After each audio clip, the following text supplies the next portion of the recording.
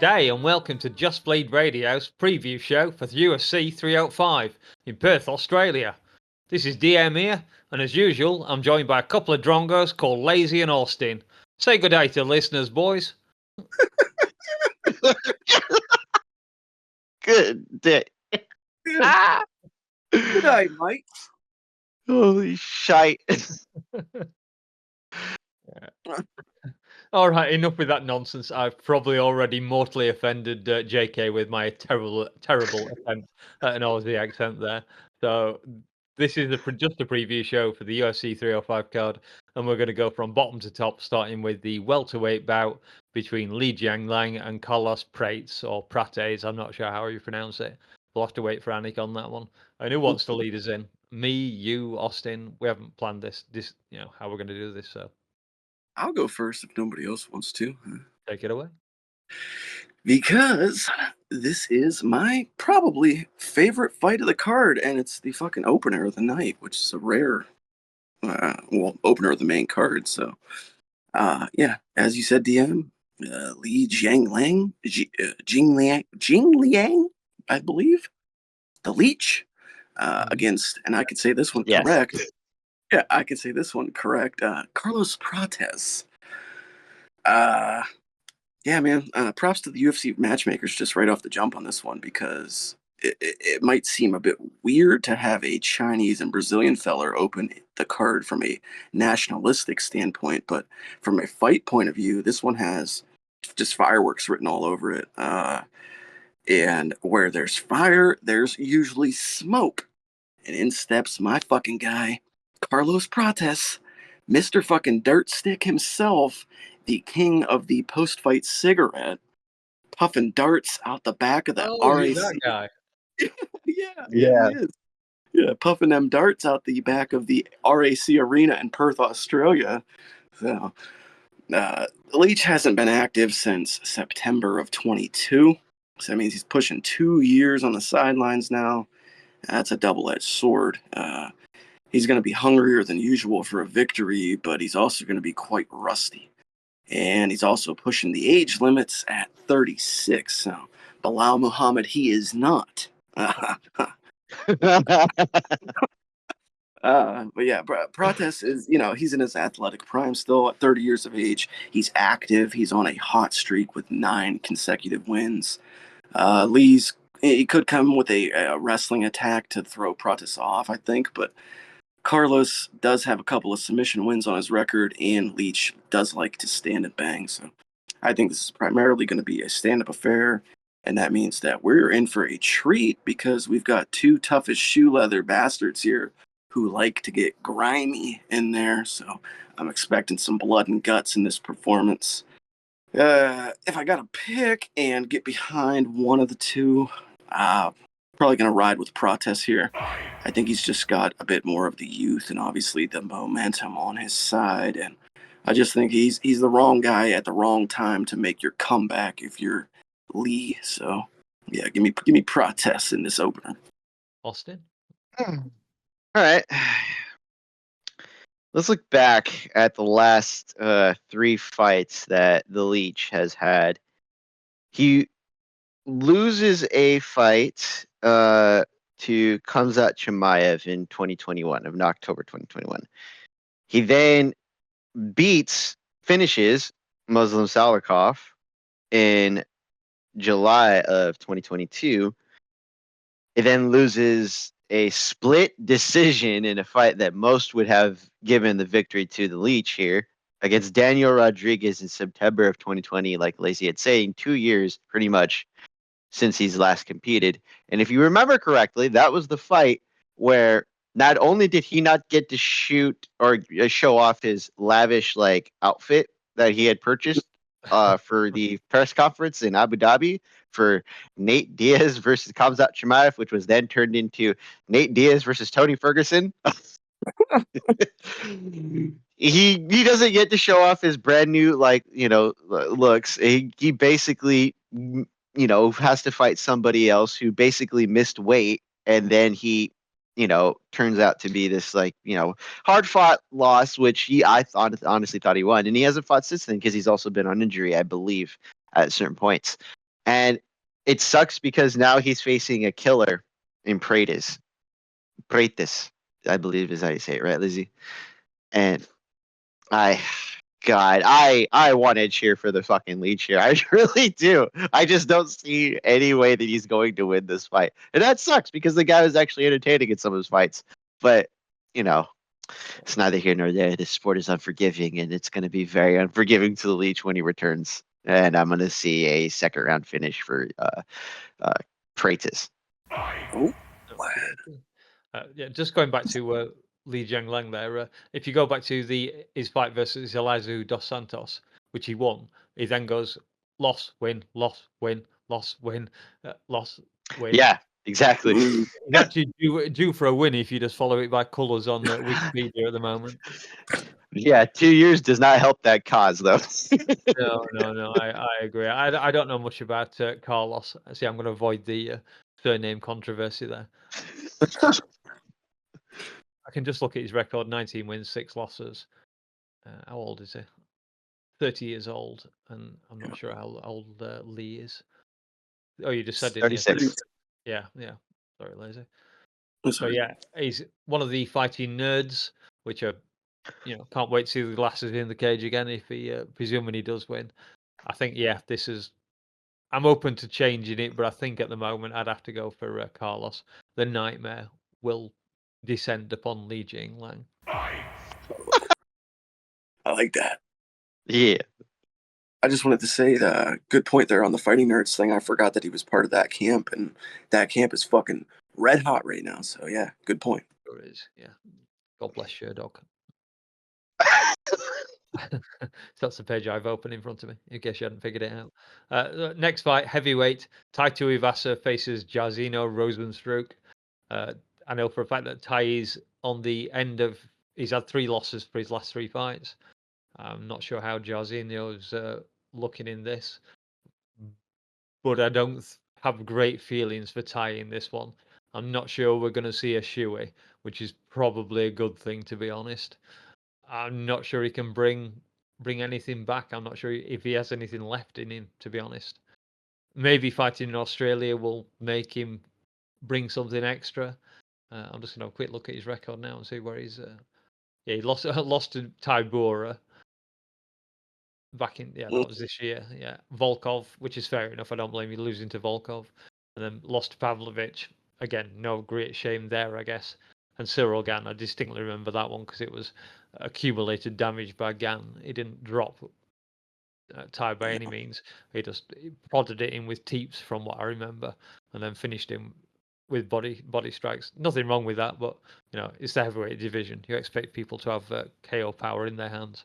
And plus, I like hating on Cyril Gann, so why not? So, and Rosenstruck, I can't think of much. I obviously it's a name that sticks in your mind, but I can't really think of anything spectacular that he's done. And I should point out, Kyle Dawkins. oh, Shamil Gaziev he beat last time. Yeah. Lost to Jelton Almeida. I guess that's no great. Oh, did beat Chris. Yeah, Chris Dawkins. Yeah, now I figured out what you were saying, Austin. I think. Also has a loss to Volkov. Lost to Blades. No shame there, I guess. Not everyone can knock him out in a minute. Also lost to Cyril Gann. So another one.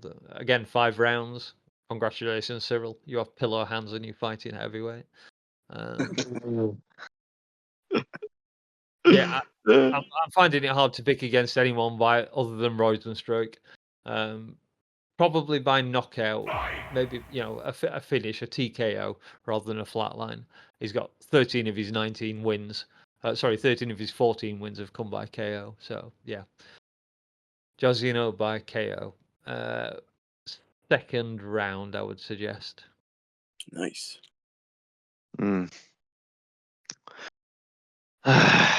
God damn it! I had to go first on this one because it feels like we're just gonna shit on time.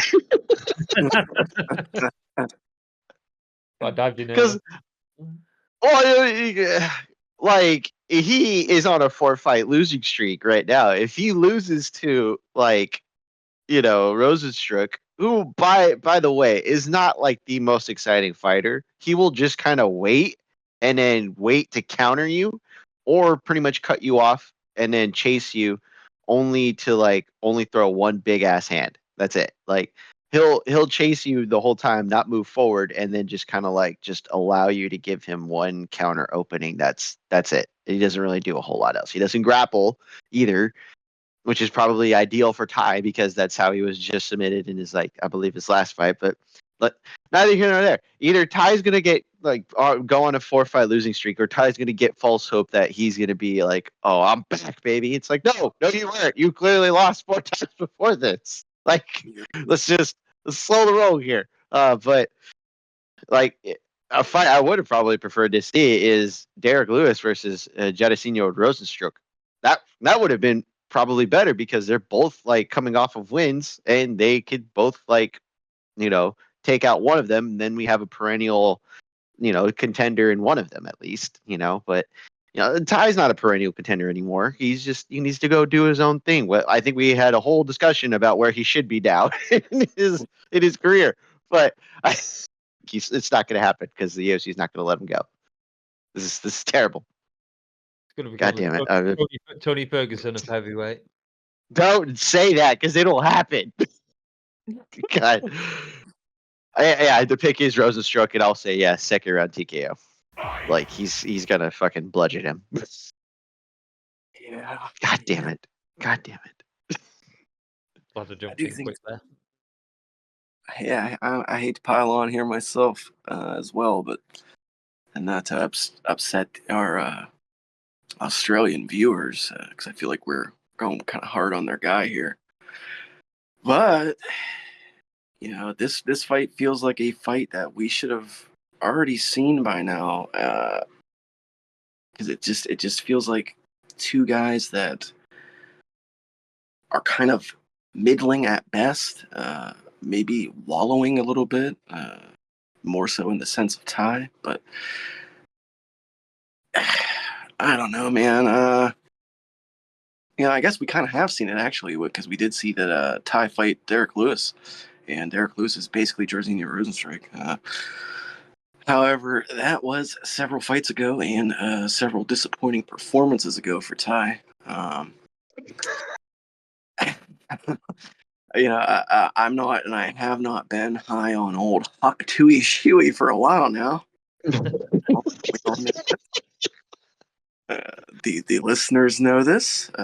He's big, he's dumb, and he's willing to throw around those giant Christmas hams that he calls fists. Outside of that, the fella's really got nothing. You pan across the cage, and we got a very similar fighter in Rosenstrike. He's hefty, he swings heavy, and that's more or less the story on him. Only slight difference, I think, is the addition of Biggie Boy's kicks, which he really just underutilizes anyway, so they're not really much of a factor. I would say this is a bowl of spaghetti fight, to steal a phrase from Brian Petrie, the handicapper for Anakin Florian. You put a picture of Ty and a picture of Jairzinho on your wall, and you throw a big sloppy fucking bowl of spaghetti and meatballs at it, and whichever one of those big bastards has more noodles and sauce on his face afterwards is the one you go with. That's about the science here, so it's just vibes. And the vibes tell me Tuivasa is a wrap in the UFC. He's delaying his inevitable BKFC title run, and Jairzinho is going to probably knock him out here in a meaningless, sloppy, floppy, big fat fuckfest. So, official pick, Jairzinho Rosenstrike by knockout. And I'm going to go first round just to be different. Cool. Oh, shit. Watch him knock him out at 4 minutes 59 of round one. And Lazy will be the happiest punter in MMA. All right, the next fight, lightweight between Matthias Gamrot and versus Dan Hooker. And I suppose it's Austin's turn. Oh, god damn it. Okay, fine. Fair. I wasn't prepared. Hold on. All right. Are we just prepared to watch a career get destroyed in Matthias Gamrot? Because it seems like the UFC doesn't even care if he's a contender in this weight class, because otherwise, this like if you didn't look at it face value, it seems like an interesting style matchup, right? But the context behind this fight is Dan Hooker should not be paired up with Mateus Gamrot. Matter of fact, I think he should be paired backwards. Just because of the context of where he was prior to this. Like, he had just had a hard ass fight with Jalen Turner and has not fought in a while. That's not Dan Hooker's fault. He was injured in that fight, and he'll tell you straight up, yeah, I probably had a broken arm or a collarbone or something like that. But he was injured coming out of that Jalen Turner fight, and Jalen Turner has kind of flip-flopped wins and losses since then. And then on top of it, Mateus Gamrot has really only lost to Beneil Dariush since that, pretty much since entering the UFC, and his lone loss being to Guram Kutateladze. Like, he's only lost really to those two guys, right? And the crazy part is that the UFC had him as a backup for Islam Makhachev versus Volkanovski too in Abu Dhabi. Oh yeah, He had a full training camp and he was the backup. And they said, you know what? Let's see what Alex is doing. Let's put him in the fight instead, because that made sense. Why not? God damn it! Dude, I feel like they're just like, nah, he's a wrestler. He's not really like that entertaining. Let's just see if Dan Hooker could get the win at home, and pretty much if he wins, he's the next guy. That's this looks like they're trying to force a title eliminator when it should be just like, hey, one guy becomes a contender, and realistically, it should be a number one contenders bout for Mateus Gamrot at this point. And I know that's a lot to ask of this fight, but like, he's the only other guy who's winning in this division, like, on a regular basis. Let's just give him the fucking title fight. Come on, like, Armin's already there. Armin should already fight it. There should be no interim fights. There should be no bullshit. Like, just wait for that fight to play out. He should be the next guy in line, because everybody else is fucking lost at this point. I'll pick Gamrot by decision. Thank you. Well, it's not like Islam is interested in fighting Sarukian either.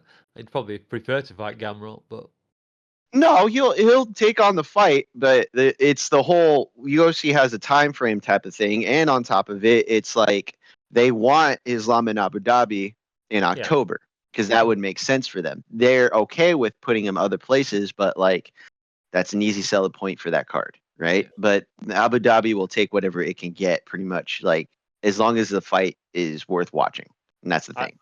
I don't think Islam would be very keen on fighting in Australia again. No, not after his close fight and not ideal circumstances. No IV drips allowed for a start.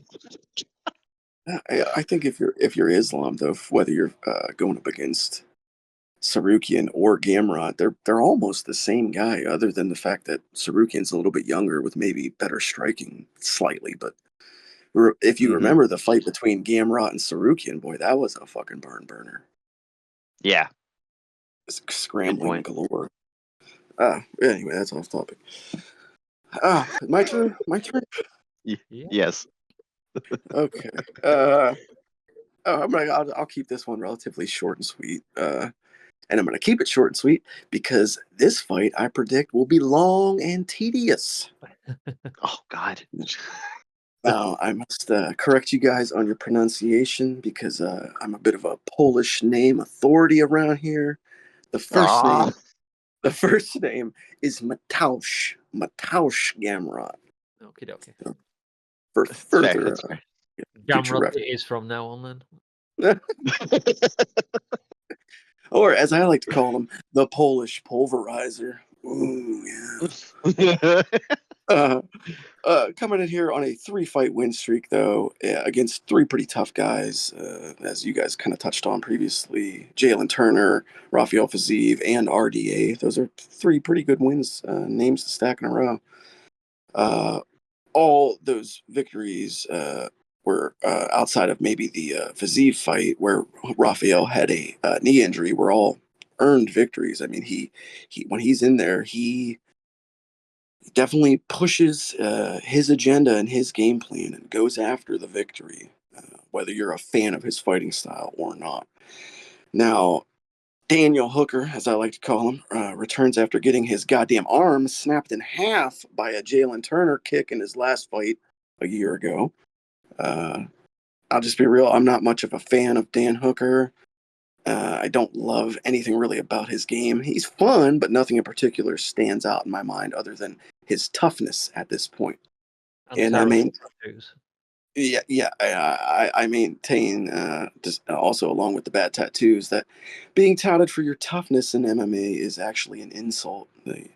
That's not something you want, and that's not going in Dan's favor in my book. So you look at his record, and it's super clear. He gets beat by a very specific caliber of fighter. He has a very evident watermark for his abilities, and Gamrot is at that level and caliber that Hooker can never seem to overcome. So similar to the opening fight on this card, I think if you factor the layoff in for Hooker, the injury, and the relative activity of his opponent, it seems pretty obvious that Gamrot gets this done. So that means official pick Mataush Gamrot by 3 rounds of wrestling Hooker into fucking oblivion. Yeah. Yeah, I can't add very much to that at all, really. I think Dan Hooker is a fun guy. Like I said, he does have terrible tattoos. God knows what he did with his chest. I don't like those Maori boots either. I'm not sure if he has Maori blood in him or not, but the tattoos are terrible. Sorry, Dan. And Gamrot, not the most exciting fighter. Isn't he the one who people tend to hurt themselves for bizarre reasons against? I'm just looking at his record. Fiziev TKO by knee injury, and I'm sure he has another fight where something went wrong. Oh yeah, there. No. I'm sure he had. No, I think he's only had one freak accident injury Norman in. Park doctor stoppage. Yeah, I think, no, I think you're thinking of somebody else. Because, like, yeah. to be fair, like Lazy was saying, he's the one guy that you could be like, if he's winning, he's earning that win. There's no question about whether or not he won, except for the Armin Sarukian fight, which is the one that you could say that's the only one, really. But even then, it's like this dude doesn't like. He might not be the best striker, but he's gonna go out there and do his best to fucking win the fight as best as he can. He's not gonna leave any questions whether or not he's giving it his all. Well, A Hooker is gonna. wins are by knockout. He's not that guy either against the elite. He doesn't. That's not his game at the elite level. Like if it's lesser guys, I think he could do that to Dan. I don't know if he's going to. I don't foresee him taking the risk, especially since Dan is that guy who wants to throw a lot. He's just. I don't think he's going to. I wouldn't risk it. No, I'm afraid I have to agree with the boring decision that Gamrot will get in. Decision, third round. I will cross my fingers and hope that Dan Hooker can land something heavy, but I don't think it's very likely. So yeah, Gamrot third round decision. Probably 30-27. Who knows? Hooker might steal Possibly. one. And it must be Lazy's turn to go first then on Kai Kara France versus Steve Urseg at flyweight. A little bit of flyweight action, the old fly guys, as I call them. I'll take a sip of my beverage there. Hang on a second. All right. Yeah, Kai. Excuse me. They just had this pronunciation on Anakin Florian today. Kai Para France. That's how he says it. Versus Steve Urseg, flyweight division. Now, why does it seem like nearly every fight on this main card has a fighter returning off of an injury or a long layoff? That's kind of a weird coincidence or set of circumstances. Honestly though, I love both these guys. For the longest time, KKF was my favorite flyweight. He's just a complete, total fucking savage on the feet. Some of my favorite stand up in the entirety of the UFC to watch when he's on. Awesome combinations, great speed, just really fun guy to watch in that department.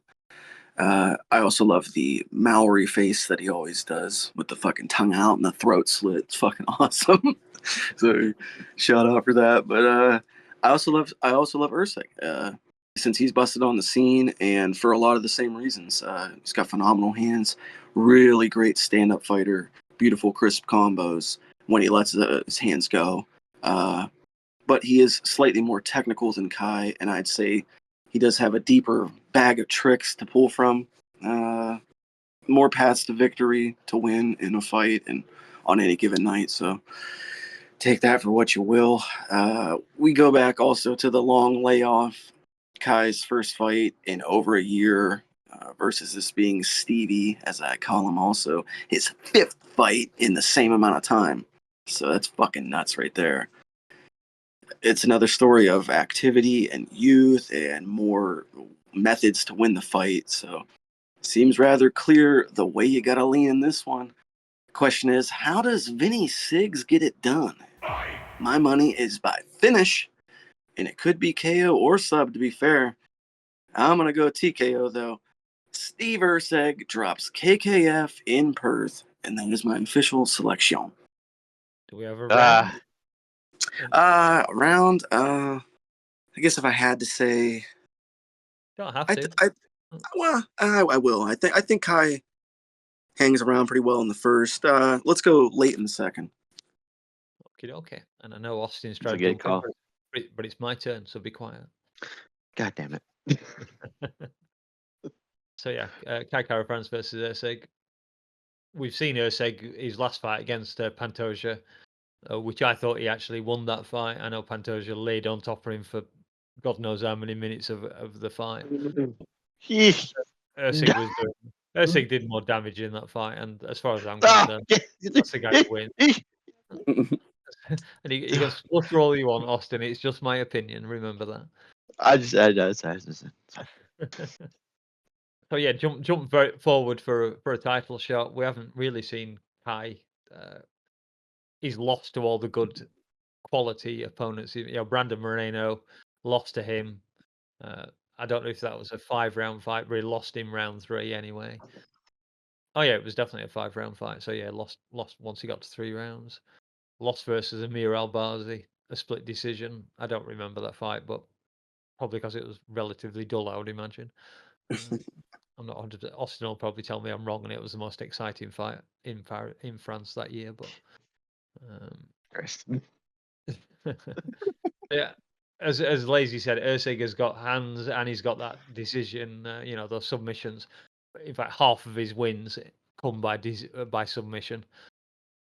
Does have 4 by decision and 2 by knockout, so it could go any way. Just to be slightly different, I will take Usyk by submission in the 3rd round. I like it. Yeah, I can see that one. Ursyg's got that ability. He's well rounded. Mm-hmm. He's well rounded for sure. Okay, so I hate this fight for 2 reasons. One, we're putting Kai Kara-France back in there with a guy who basically is coming off of just nearly snatching the title from Pantoja. Although he did, accurately lose, so there's no question about that.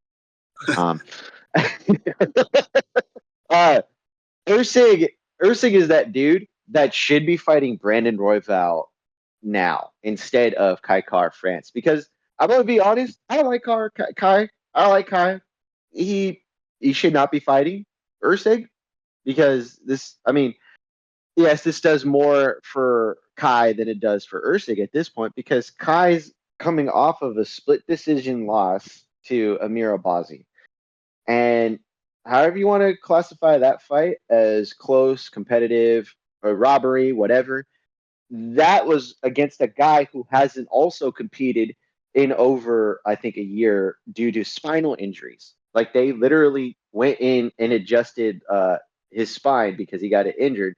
Like, they cut open his throat to get to the spine where it was injured. That was icky. Yeah, so like that's the thing. He had like a similar, I guess it was a similar injury to what Chris Weidman had, and I guess not too dissimilar, I guess, from you'll remember, but neither here nor there.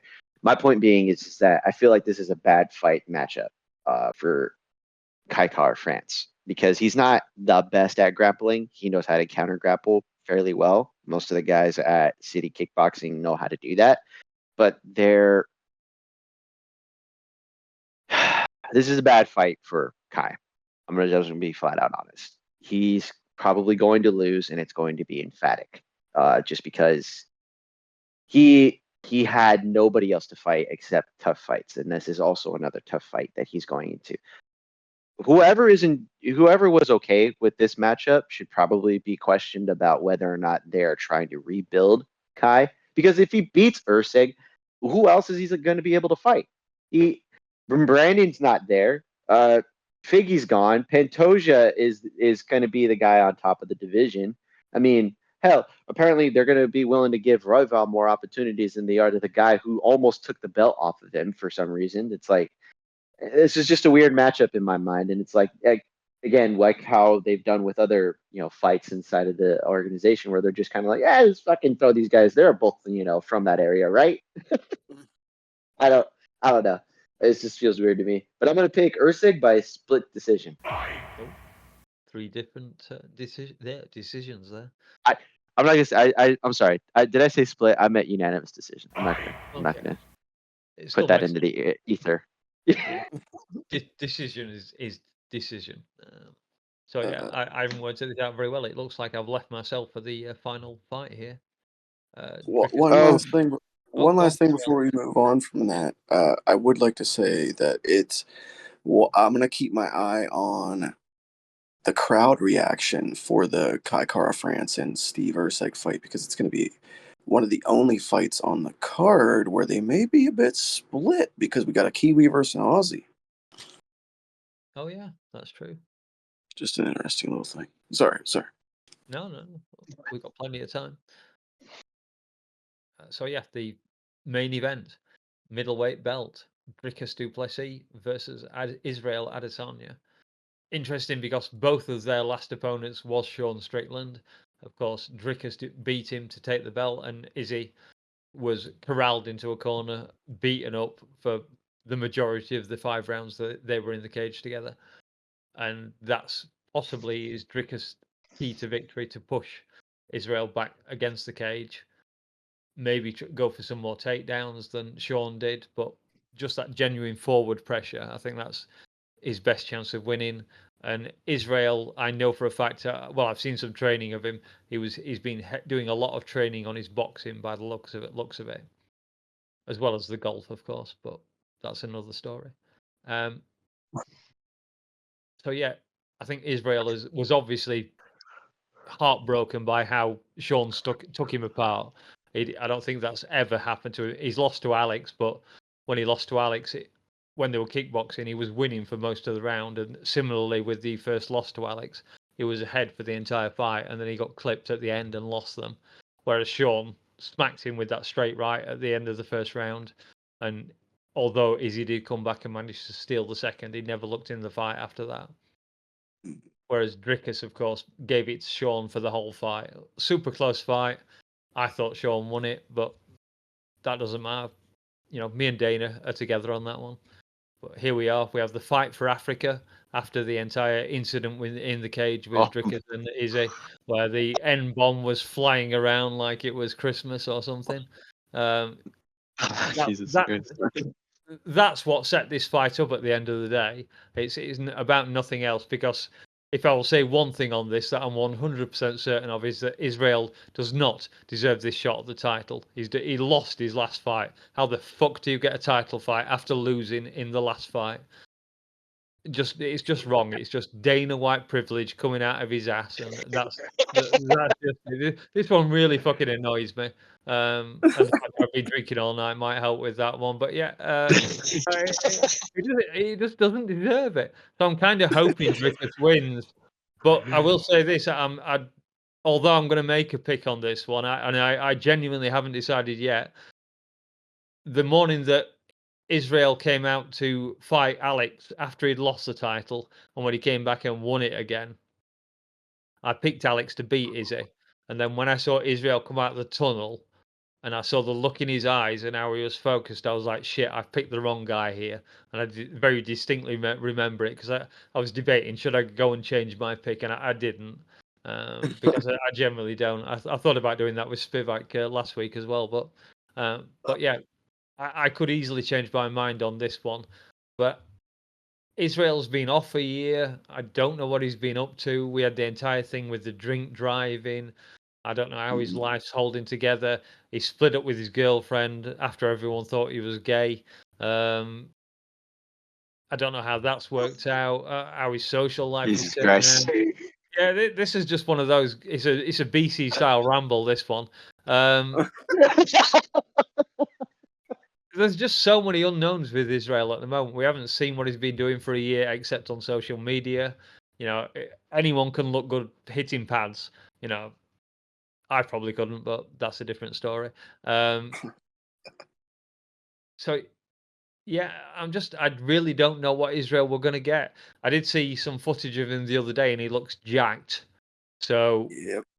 whether he's been, I didn't see any gyno either on him this time. So maybe he spent the last year working on building his body to be that bit heavier. And I suppose if he came in and beat Dricus and became the middleweight champion again, which I think would make him third-time middleweight champion, which has never been done before. You know, he's won it, lost it, etc. That would definitely put his name up in the books. But I mean, he's a Hall of Famer. I don't think there's much doubt about that for the amount of title defenses he's had. But if he does go on to win this against Dricus, he could then move up to light heavyweight and take on Alex, and you have the rubber match in MMA. Alex risking his championship. Is he getting another chance at the light heavyweight championship that he lost last time? But this time he would know that he would get a striking match out of it, whereas last time he was by Blachowicz. Blachowicz took him down after dissecting him with striking, but you know, for the last two rounds he just pretty much held him down. So that would be an interesting fight for him. Although Israel has said that, you know, once he's beaten someone, kind of thing, he doesn't want to fight him again because that opens the scorecard again. Whereas this is a score that was a score settled against Alex. So I'm not sure he would actually move up, but I am really rambling on now. But we had plenty of time for this show. After all that I've said about Izzy, I'm probably still going to go for Dricus in this one. I think he's focused. He's just got that belt. I think he wants to hang on to it. So yeah, but kind of begrudgingly and very much open to change. As I've said, I might change it on the actual morning of the fight. So yeah, Dricus du Plessis. And I will go for. Can I see him getting a finish against Izzy? I'm not sure. It's been a while since Dricus has had a submission finish. Could he get a ground and pound finish on Izzy? Yeah, sorry, I'll take a punt because this is very much not a legally binding pick by any means. I will take a fourth round submission. Fourth round submission for Dricus. Jesus, Oh, wow. that's a Hail Mary. Yeah. Yeah, or maybe ground and pound. Give me some leeway on that one. No, you picked the thing. Come on. Yeah, that's not how the sports books work. That ain't how it goes. I'm gonna change it on the day. Oh wow. Classic. Yeah, it's classic Mouse. This is Mousetopia. I'm hosting this show. God damn it. Of course. Okay. Stat that will be most probably obvious in this one is the 35 and over stat. Doesn't count. Ooh. Does not count. This is middleweight. This Not is Merely give me the facts. That's all. I'm just saying. This will be a thing that applies not just in the greater context. If you want to just throw it out there, because Izzy's had tough fights before, but he's been able to put like a lot of emphasis on just gutting through it. That's not what we saw in the Sean Strickland fight, right? That's the one fight you could say that and possibly the Yoel Romero fight where he was just like, no, I realize that the danger is there. I'm just not going to engage and chip from the outside with slight jabs and low kicks. That's it. He wasn't going to do anything else beyond that. Whereas in the Sean Strickland fight, he got hit in the mouth and then didn't want to fight anymore past the second round. And that was evident. This fight, he can easily win. I don't doubt if Izzy is going in there focused, collected, and actually dedicated to training, where he's not doing a documentary. He's not being, called away by, or have his attention diverted by 100 different other things that are happening outside the sport. Because he was a star for a good minute. I think he still is a star for this sport, regardless of how you feel about some of the things that he says or does outside the cage. He's one of those guys that you're going to pay attention to. And Dracus is not technically sound.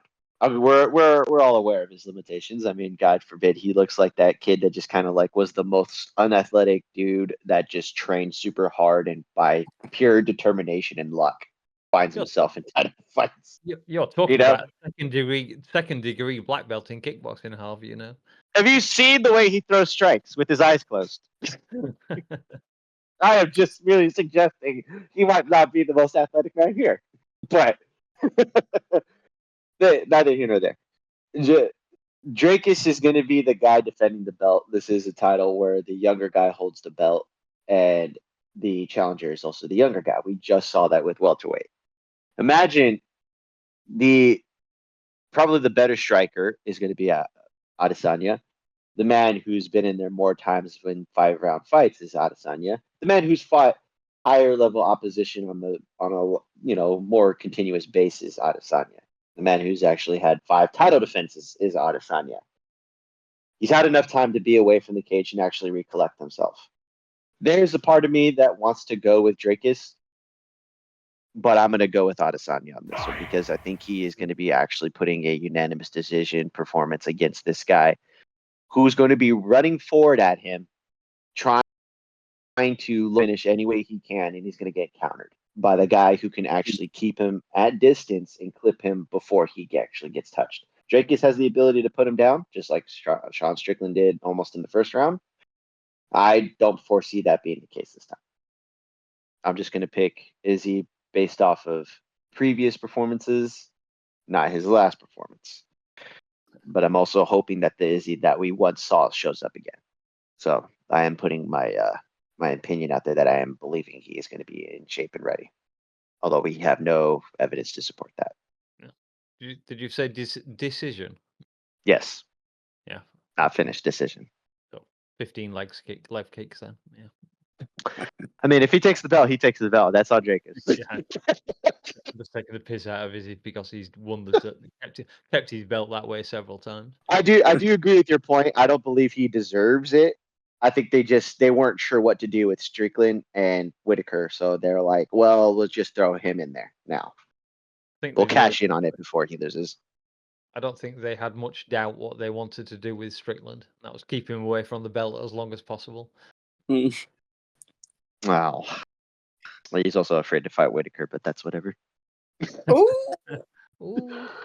And I also think that they know that the clock is running short on Izzy as a commodity, like a pay-per-view entity that they can sell and profit from. Like, time is running short. He's not going to be around much longer. Mm-hmm. I can see that. Christ. Is my turn? Mm-hmm. Christ. Oh, excuse me. Oh, crikey. The one for all the marbles, boys. The big tuna, the whole enchilada. This is it. Dinkus Duplessis versus the long reigning champion Israel Adesanya. As a very translucently white Caucasian man, I'm going to avoid the Battle for Africa stuff. That's far out of my wheelhouse and also beyond my pay grade. So I'll stick with the fight logistics here.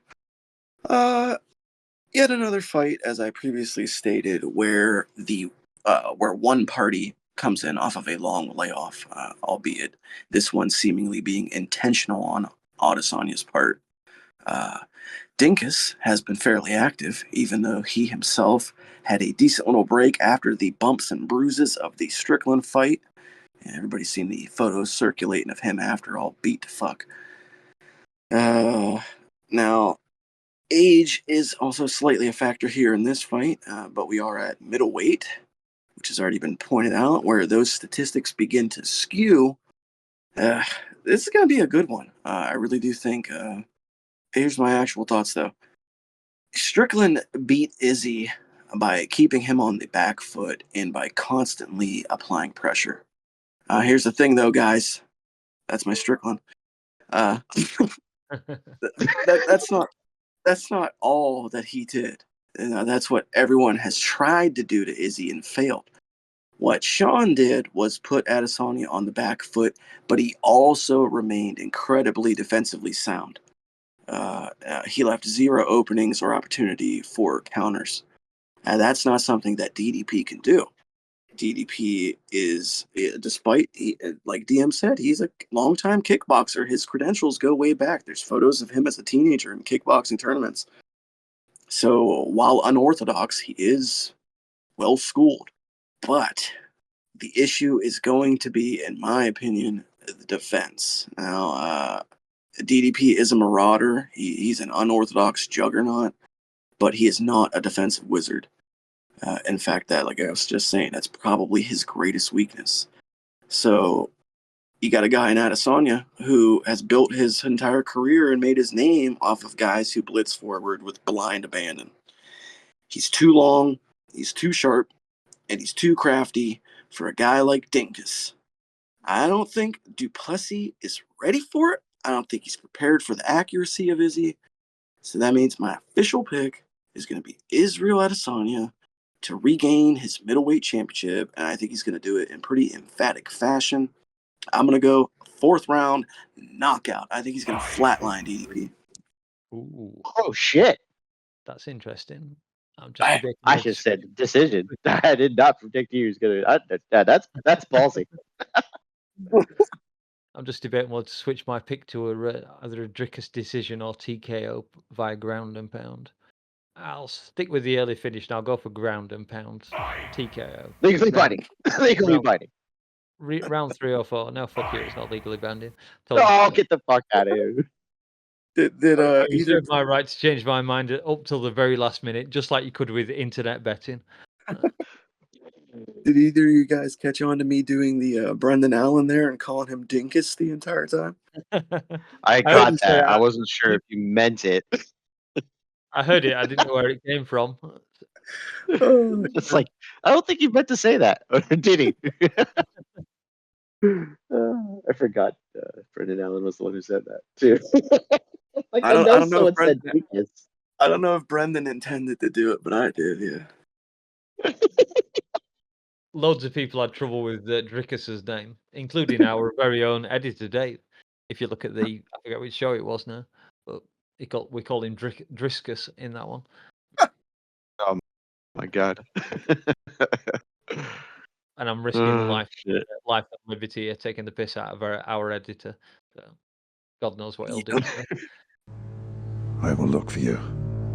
I will find you. And I.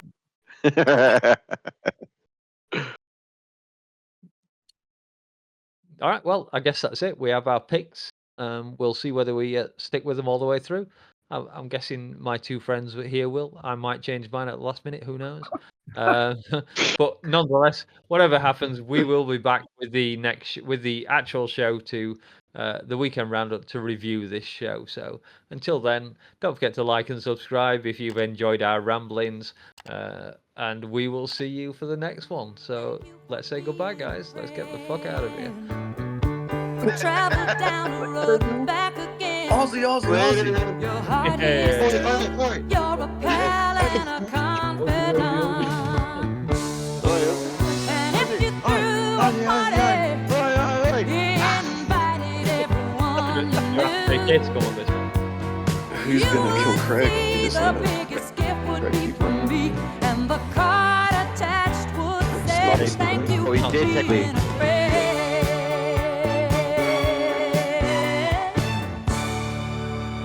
Is the show over?